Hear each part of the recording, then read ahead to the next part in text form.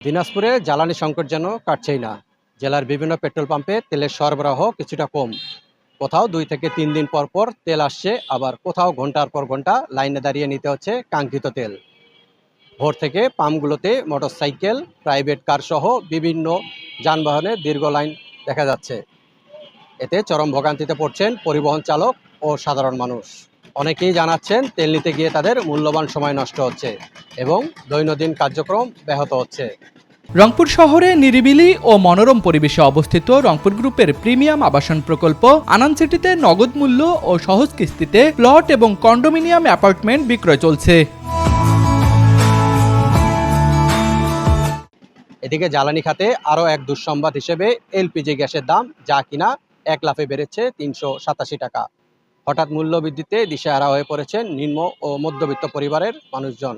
রান্নার খরচ বেড়ে যাওয়ায় সংসার চালানো কঠিন হয়ে উঠছে বলে অভিযোগ ভুক্তভোগীদের।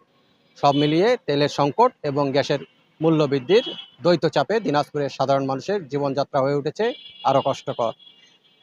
Mizanur Rahman Pappu, RC TV, Dinajpur.